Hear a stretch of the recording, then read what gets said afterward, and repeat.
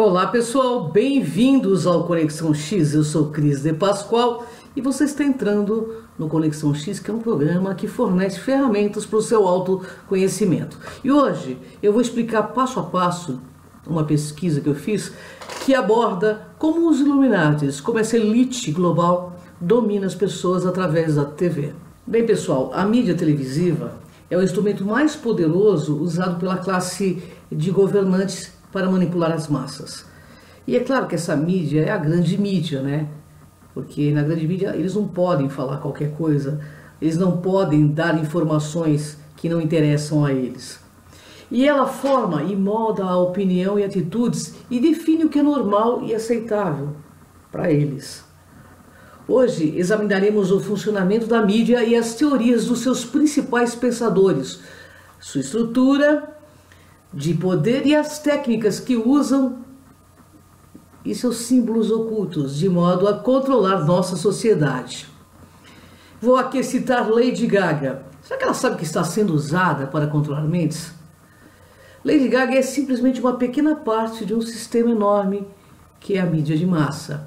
Mídia de massa são formas de mídia, pessoal, que tem o objetivo de alcançar a maior audiência possível, justamente para controle. Ela inclui a televisão, cinema, alguns rádios, jornais, algumas revistas, livros, gravações e clipes musicais, jogos de computador e a própria internet. Muitos estudos foram realizados no século passado para medir os efeitos da mídia de massa na população, de modo a descobrir as melhores técnicas para influenciá-la. A partir desse estudo surgiu a ciência das comunicações, que é usada no marketing, nas relações públicas e na política. A comunicação em massa, pessoal, é uma ferramenta necessária para garantir a funcionabilidade de uma grande manipulação. Bem, no prefácio da edição de 1958 do livro Admirável Mundo Novo, de Aldous Huxley, ele pinta um retrato bastante sombrio da sociedade, porque ele acredita que ela é controlada por uma força impessoal, uma elite governante que manipula a população usando vários métodos, forças impessoais sobre as quais não temos praticamente controle algum. Parece estar nos empurrando na direção do pesadelo do admirável mundo novo. E essa pressão impessoal está sendo conscientemente acelerada por representantes das organizações empresariais e políticas que desenvolveram diversas técnicas novas, olha só, para manipular de acordo com o interesse de uma minoria os pensamentos e as emoções das massas. Esse cenário sombrio, antecipado pelo escritor, não é uma simples hipótese ou uma ilusão paranoica. Ele é um fato documentado e apresentado nos estudos mais importantes do mundo sobre a mídia de massa. Vou citar os pensadores da elite. Um deles, Walter Lippmann. Ele é um intelectual norte-americano, apresentou uma das primeiras obras no uso da mídia de massa. Em Público e Opinião, de 1922, ele comparou as massas a uma grande besta e a um rebanho confuso, que precisa ser guiado por uma classe governante. Ele descreveu a elite governante, pessoal, como sendo uma classe especializada, cujos interesses estendem além da localidade. Essa classe é composta por mestres, especialistas e burocratas. De acordo com Lippmann, os mestres que frequentemente são reverenciados como elites devem ser máquinas do conhecimento que contornam o defeito principal da democracia, o ideal impossível do cidadão competente para julgar e lidar com todas as coisas. O rebanho confuso, então, desordeiro e insatisfeito, tem sua função de ser os espectadores interessados da ação. Isto é, não os participantes. A participação é o dever do homem responsável, que não é o cidadão comum. A mídia da massa e a propaganda, então, são, portanto, ferramentas que elas precisam ser usadas pela elite para governar o público sem o uso da coerção física. Olha só, pessoal, que loucura, né? O jogo é todo mental. Um conceito importante apresentado por Lippmann é a fabricação do consentimento, que é, em resumo, a manipulação da opinião pública a aceitar os planos da elite dominante. É a opinião de Lippmann que o público não está qualificado para refletir e tomar decisões sobre as questões importantes. Portanto, é necessário que a elite decida para seu próprio bem e então venda essas decisões para as massas, que a fabricação do consentimento é capaz de grandes refinamentos. Acho que ninguém nega, né? Bem, o processo pelo qual as opiniões do público surgem certamente não é menos intricado do que já foi mostrado. E as oportunidades para manipulação aberta são bastante claras para qualquer um que compreenda o processo. Como um resultado da pesquisa psicológica acoplada com meios modernos de comunicação, a prática da democracia mudou de rumo, pessoal. Uma revolução está ocorrendo infinitamente mais significativa neste momento que em qualquer mudança de poder econômico pode pensar. Sob o impacto da propaganda, não necessariamente no significado sinistro da palavra, né?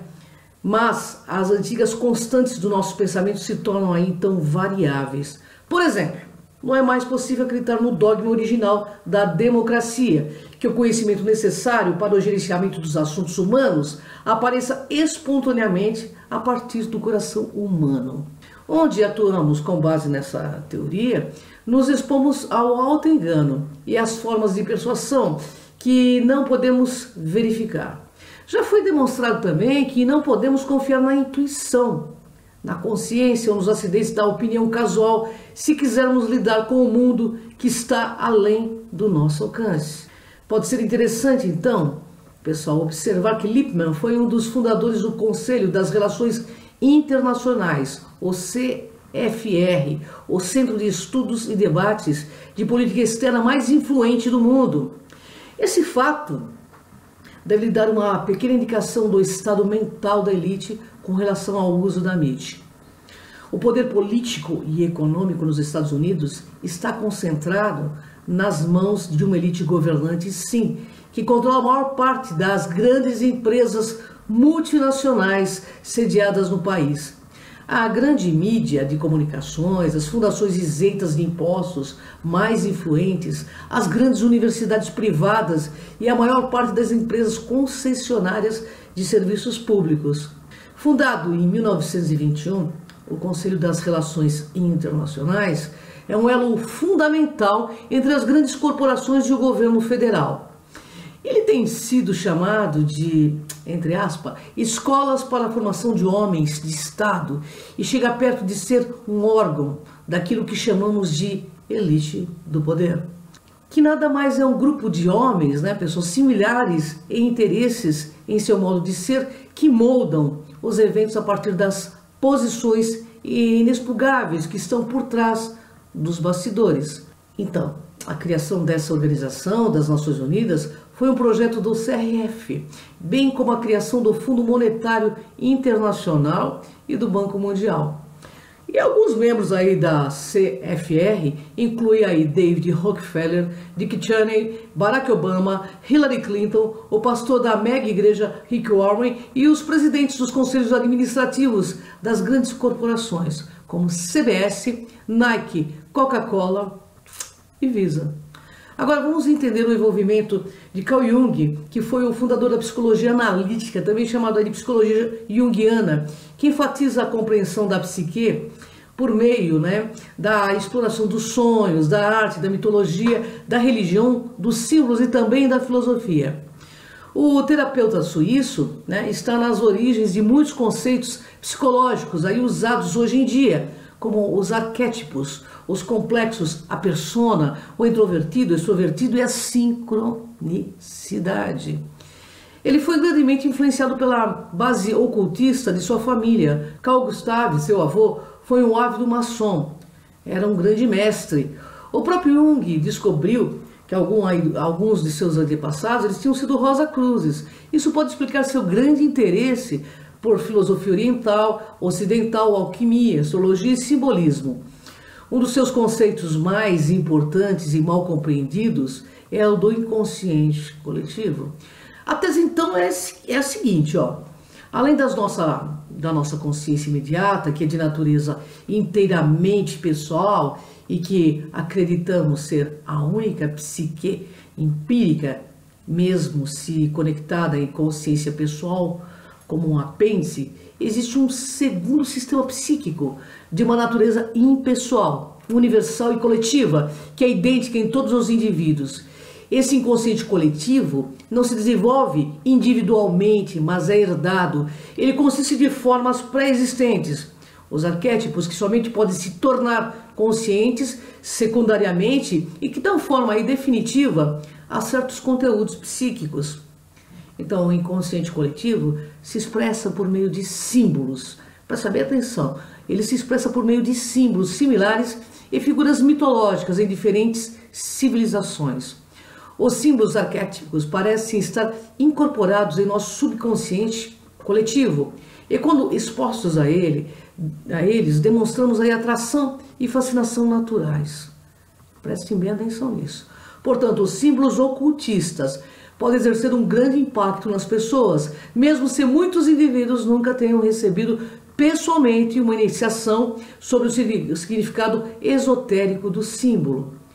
Alguns pensadores da mídia de massa, como Eduardo de Barnes, encontraram nesse conceito um grande modo aí de manipular o inconsciente coletivo e pessoal do público.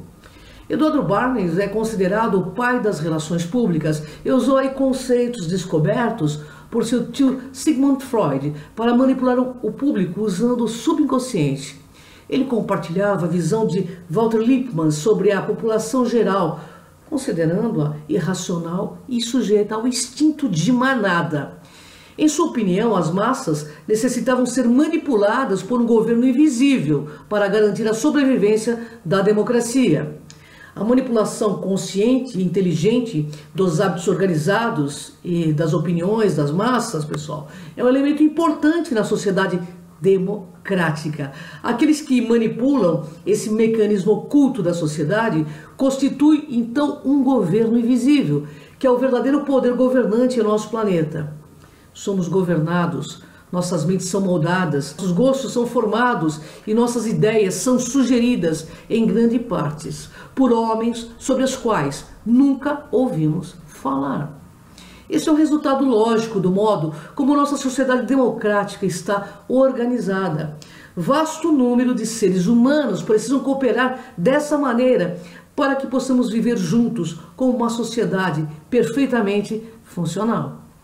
Nossos governantes invisíveis, em muitos casos, eles não sabem a identidade dos outros membros do gabinete mais interno. As campanhas inovadoras e marketing de Barnes mudaram profundamente, então, o funcionamento da sociedade americana e do mundo em geral. Ele basicamente criou o consumismo, criando uma cultura em que as pessoas compram para obter prazer, em vez de comprar para sobreviver. Por essa razão, ele foi considerado pela revista Life como um dos 100 americanos mais influentes do século XX. E tem aí também Harold Lassell, que de 1939 a 1940, estando na Universidade de Chicago, ele realizou uma série de seminários secretos sobre a comunicação da psique humana. Esses centros de debates aí foram financiados pela Fundação Rockefeller, envolvendo os pesquisadores mais proeminentes nos campos das comunicações e dos estudos sociológicos. Um desses acadêmicos era Harold Lassell, um cientista e político norte-americano e um dos principais teóricos das comunicações, especializado em análise de propaganda. Você tem ideia do que é isso, né, pessoal? Ele também era da opinião que uma democracia, um governo governado pelo povo, não poderia se sustentar sem uma elite especializada que formasse e moldasse a opinião pública por meio de propaganda. Em sua enciclopédia social, Science, Lassell explicou que quando as elites não têm força requerida para impor a obediência, os gerentes sociais se voltam para uma técnica totalmente nova de controle, em grande parte por meio da propaganda. Ele acrescentou a justificativa social: precisamos reconhecer a ignorância e a estupidez das massas e não sucumbir aos dogmatismos democráticos sobre os homens serem os melhores juízes dos seus próprios interesses. Lassell estudou minuciosamente o campo da análise de conteúdo, de modo a compreender a eficácia de diferentes tipos de propaganda. Em seu ensaio Contents of Communication, ele explicou que, de modo a compreender o significado de uma mensagem, por exemplo, um filme, um discurso, um livro, deve-se levar em conta a frequência com que certos símbolos aparecem na mensagem, a direção em que os símbolos tentam persuadir a opinião dos ouvintes e a intensidade dos símbolos usados. Então, é só olhar como o Plim Plim da Globo e Olho que Tudo Vê, usado em várias emissoras, aparece em picos durante a sua programação. Isso provoca efeito quase que hipnótico, levando as pessoas à submissão e à aceitação do conteúdo passado em suas propagandas, novelas, etc, etc e tais. Lassell ficou famoso por esse modelo de análise da mídia baseado em quem diz o que para quem, em que canal, com que efeito. Por meio desse modelo, pessoal, Lassell indica que, de modo a analisar corretamente um produto da mídia, é necessário olhar para quem produziu o produto, as pessoas que encomendaram a criação e para quem ele foi dirigido, ou seja, o público-alvo, e quais eram os efeitos desejados para esse produto informar, convencer, vender e ter audiência. Usando um vídeo da cantora Rihanna como um exemplo, a análise seria como, vou dizer o seguinte: quem produziu? Vivendi Universal. O que? Artista pop Rihanna. Para quem? Para os consumidores na faixa etária dos 9 aos 25 anos. Que canal? Vídeo de músicas? E qual o efeito?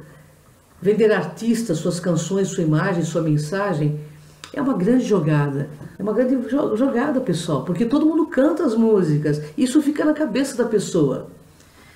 As análises dos vídeos, clipes e filmes no site The Vigilant Citizen colocaram uma grande importância em quem está por trás das mensagens comunicadas ao público nas mídias, principalmente televisivas.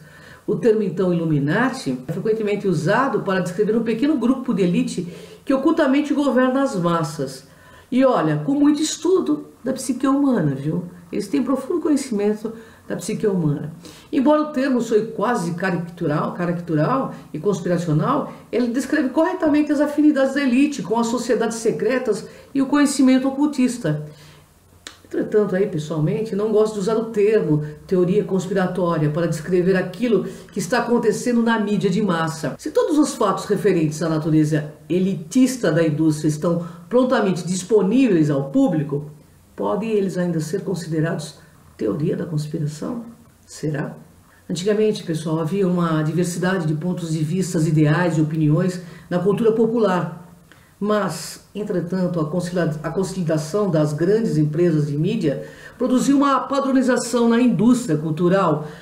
Alguma vez você já se perguntou por que todas as músicas recentes parecem iguais e por que todos os filmes recentes também são tão parecidos?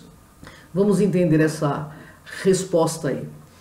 O número de corporações que são proprietárias da maior parte dos veículos de mídia aí nos Estados Unidos caiu de 50 para 5 em menos de 20 anos. Aqui estão as principais corporações de atuação global e os ativos que elas possuem. A relação das propriedades controladas pela Walt Time Warner requer 10 páginas impressas aí para listar as 292 companhias separadas e subsidiárias. E dessas 22 aí, pessoal, são participações conjuntas com outras grandes corporações envolvidas em graus variados com as operações das mídias. Um número limitado, então, de atores na indústria cultural significa uma quantidade limitada de pontos de vistas e de ideias chegando ao público. Também significa que uma única mensagem pode facilmente saturar todas as formas de mídia para gerar consenso. A fusão das empresas de mídia nas últimas décadas gerou uma pequena oligarquia de conglomerados de mídia, sabe? Nos Estados Unidos da América, o programa da TV que acompanhamos, a música que ouvimos, os filmes que assistimos, os jornais que lemos, são todos produzidos por 5 corporações. E estas hoje mandam na mídia mundial. Os proprietários desses conglomerados têm vínculos com a elite mundial e de muitas formas são a própria elite. Possuindo assim, então, todos os veículos possíveis, tendo o potencial de chegar até a massa, esses conglomerados têm o poder de criar nas mentes das pessoas uma cosmovisão única e coesiva, engendrando uma padronização do pensamento humano. Até mesmo os movimentos ou estilos que são considerados marginais são, na verdade, extensões do pensamento da corrente dominante. As mídias de massa, então, produzem seus próprios rebeldes, que definitivamente parecem marginais, mas ainda são parte aí do sistema e não questionam nada deles. Artistas, criações e ideais que não se encaixam no modo de pensar da corrente dominante são sumariamente rejeitados e esquecidos pelos conglomerados e que, por sua vez, os faz virtualmente aí desaparecer da sociedade. Entretanto, as ideias que são consideradas válidas e desejáveis para serem aceitas pela sociedade são magistralmente anunciadas, tocadas em rádio para as massas de modo a normalizá-las e torná-las autoevidentes. É só você ver as músicas, né? Algumas músicas aí falando de criminalidade, como se fosse tudo normal, né? Então, assim, vamos começar a prestar atenção no que nós ouvimos, no que nós assistimos. Aí também em 1928, voltando a Edward Bernays, já havia o imenso potencial do cinema para padronizar também o pensamento humano. A indústria do cinema é a maior transmissora inconsciente da propaganda do mundo hoje. Ela também é uma grande distribuidora de ideias e opiniões. Os filmes podem padronizar as ideias e hábitos de uma nação. Como os filmes são feitos para atender às demandas aí do mercado, eles refletem, enfatizam e até exageram as tendências populares mais amplas, em vez de estimularem novas ideias e opiniões. Os filmes do cinema fazem uso somente de ideias e fatos que estão em voga. Da mesma forma como o jornal busca fornecer notícias, a indústria do cinema busca fornecer então entretenimento. Esses fatos foram sinalizados como perigosos à liberdade humana nos anos 1930 pelos pensadores da escola de Frankfurt, como Theodor Adorno e Herbert Marcuse. Eles identificaram 3 principais problemas com a indústria cultural. A indústria pode reduzir, então, os seres humanos ao estado de massa, dificultando o desenvolvimento dos indivíduos emancipados, que sejam capazes de tomar decisões racionais. Substituir o ímpeto legítimo por autonomia e autoconscientização pela preguiça segura do conformismo e da passividade, e validar a ideia que os homens, na verdade, procuram escapar do mundo absurdo e cruel em que vive, perdendo-se em estado hipnótico de autossatisfação. Bem, a noção do escapismo é até mais relevante hoje com o advento dos jogos de computador online, filmes e aparelhos de televisão em terceira dimensão. As massas que estão constantemente buscando entretenimento em alta tecnologia procurarão então produtos extremamente caros que somente podem ser produzidos pelas grandes empresas de mídia do mundo. Esses produtos contêm mensagens, símbolos cuidadosamente calculados que não são nada mais e nada menos que propaganda do entretenimento. O público está sendo treinado a amar a sua propaganda, chegando ao ponto de gastar seu dinheiro suado para ser exposto a ela. Isso é tão verdade que a gente vê aí, né, pessoas parecendo outdoor com camisetas de marca, né, se achando o máximo, né, quando as usam. A propaganda usada no sentido político, cultural e comercial não é mais coerciva ou uma forma de comunicação autoritária encontrada nas ditaduras. Ela se tornou o sinônimo de entretenimento e de prazer. Com relação à propaganda, os primeiros defensores da alfabetização universal, uma imprensa livre, que previram somente 2 possibilidades. A propaganda poderia ser verdadeira ou poderia ser falsa. Eles não previram aquilo que de fato aconteceu, acima de tudo, em nossas democracias capitalistas ocidentais, o desenvolvimento de uma vasta indústria de comunicação em massa, preocupada no principal, não com o verdadeiro ou falso, mas com o irreal, ou mais ou menos totalmente irrelevante. Em resumo, eles falharam em levar à conta o quase infinito apetite humano pelas distrações. Uma única matéria de mídia, pessoal, frequentemente não tem um efeito duradouro sobre a psique humana. Entretanto, a mídia de massa, por sua natureza onipresente, cria um ambiente vivo que nos envolve diariamente. Ela também define as normas e exclui o indesejável. Do mesmo modo como os cavalos que puxam as carroças e usam viseiras para que somente vejam aquilo que está à sua frente. As massas somente podem ver para onde elas devem ir e o que eles ditam. É o aparecimento da mídia de massa que torna possível o uso das técnicas de propaganda em uma escala ampla da sociedade.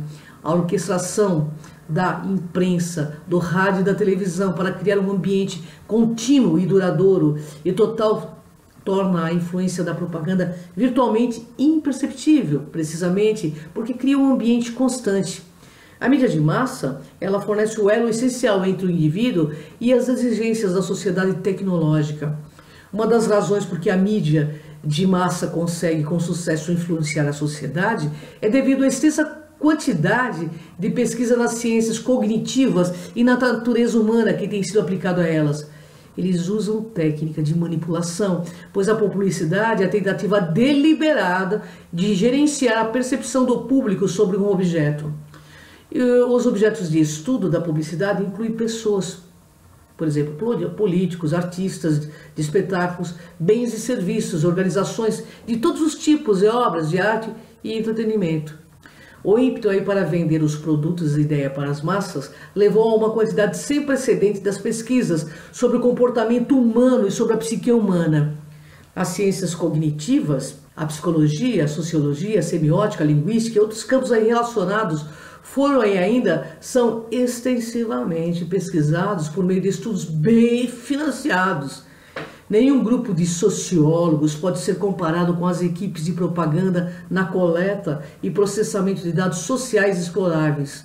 As equipes de propaganda têm bilhões para gastar anualmente em pesquisa e teste das reações, e seus produtos são magníficas acumulações de materiais sobre as experiências e as emoções compartilhadas de toda uma comunidade. Os resultados desses estudos, pessoal, são aplicados aos anúncios, filmes, vídeos de músicas e outras mídias, de modo a torná-los mais influentes quanto possível.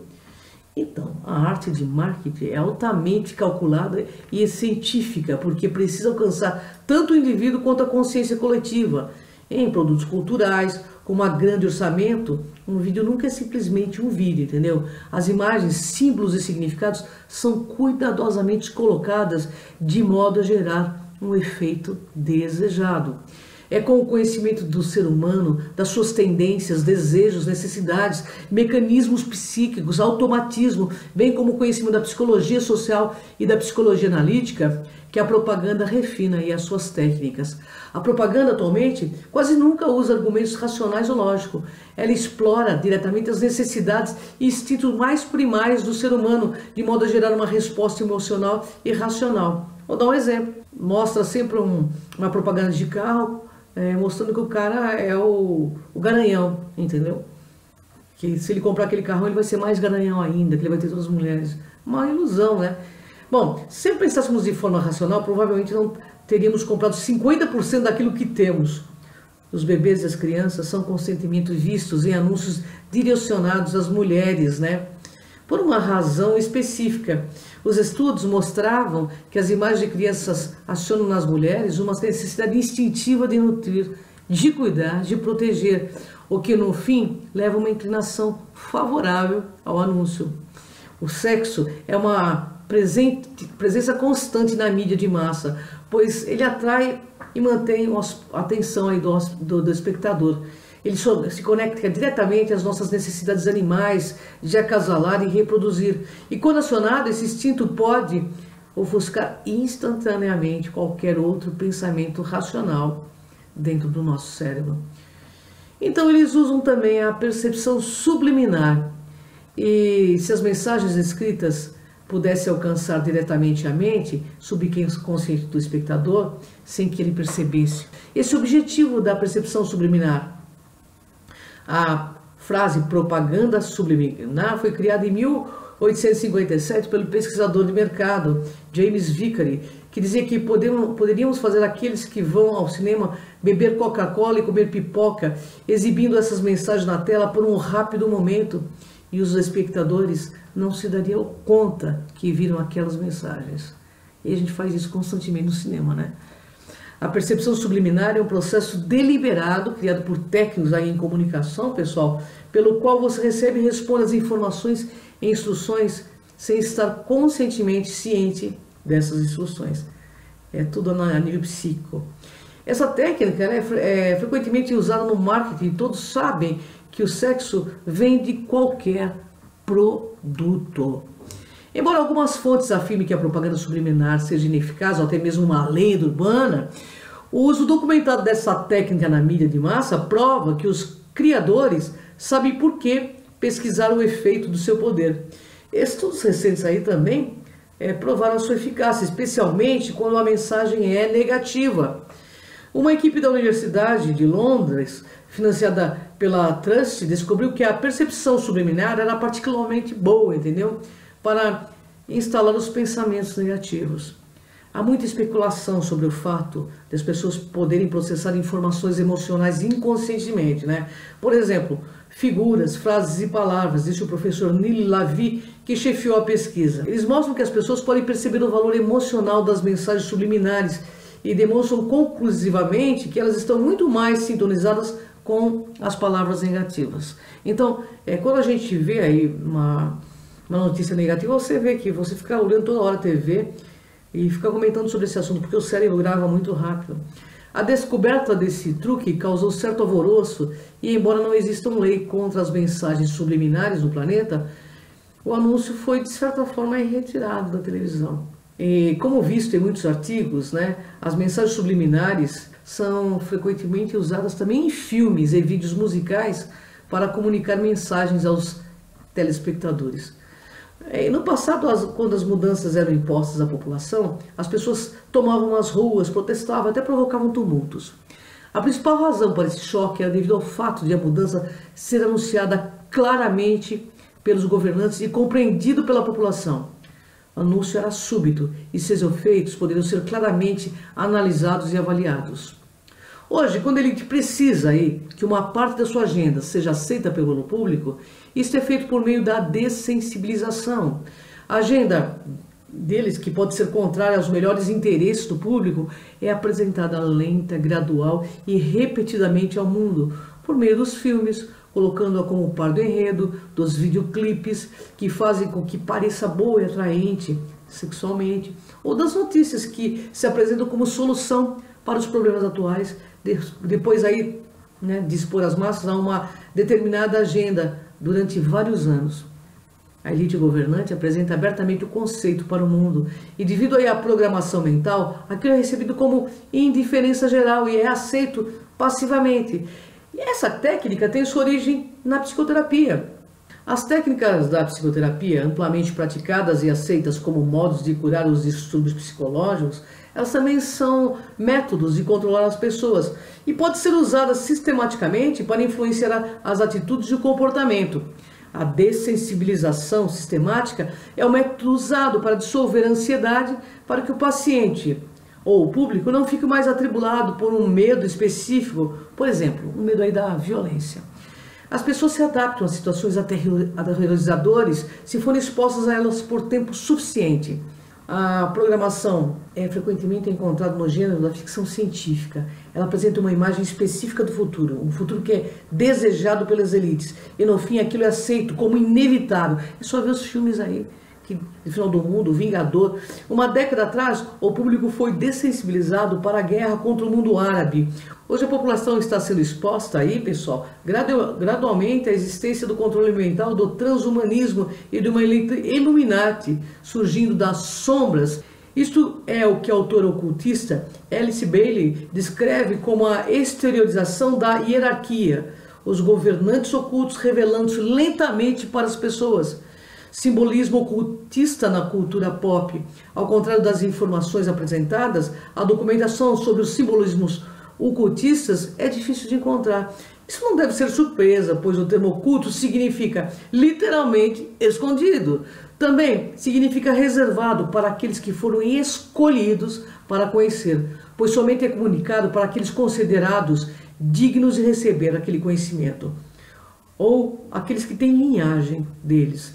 Ele não é assinado nas escolas, nem é discutido na mídia. Ele é, portanto, considerado marginal ou até mesmo ridículo pela população em geral.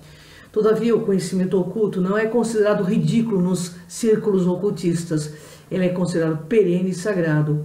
Há uma longa tradição aí de conhecimento hermético e ocultista que é ensinado por meio das sociedades secretas, desde o tempo dos egípcios, dos místicos orientais, dos cavaleiros templários, até os maçons dos dias modernos. Embora a natureza e a profundidade desse conhecimento tenham provavelmente sido modificadas ao longo dos séculos, as escolas de mistérios mantiveram então seus principais aspectos, que são altamente simbólicos, ritualísticos e metafísicos.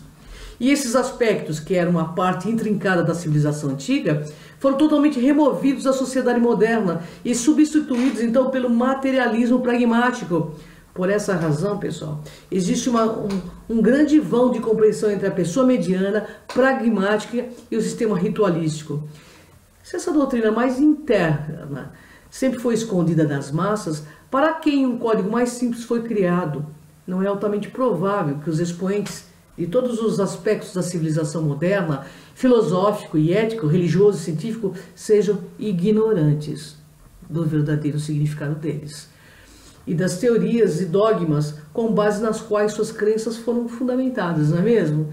Será que as artes e ciências que a humanidade herdou das nações mais antigas escondem debaixo de seu belo exterior um mistério tão grande que somente o intelecto mais iluminado pode compreender sua importância?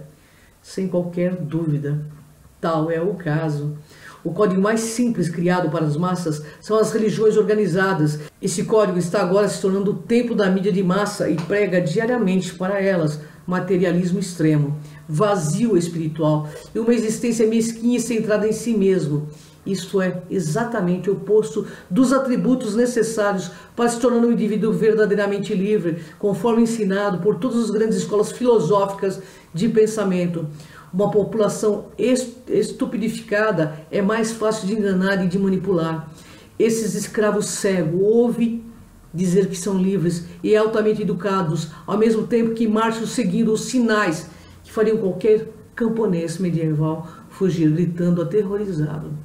Os símbolos que o homem moderno adota como a confiança ingênua de uma criança seriam equivalentes a grandes placas com os dizeres: siga por essa via para encontrar a sua morte, a sua derrota e a servidão para a compreensão do camponês tradicional da antiguidade. Com tudo isso aqui pesquisado, estamos examinando os principais pensadores no campo da mídia de massa, a estrutura do poder da mídia e as técnicas usadas para manipular as massas.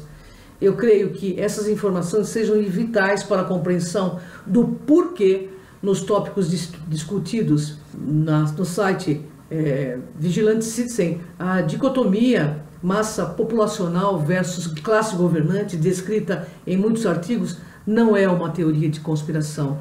Novamente, eu não gosto de usar esses termos, mas uma realidade que já foi definida de forma bem clara nas obras de alguns dos homens mais influentes do século XX.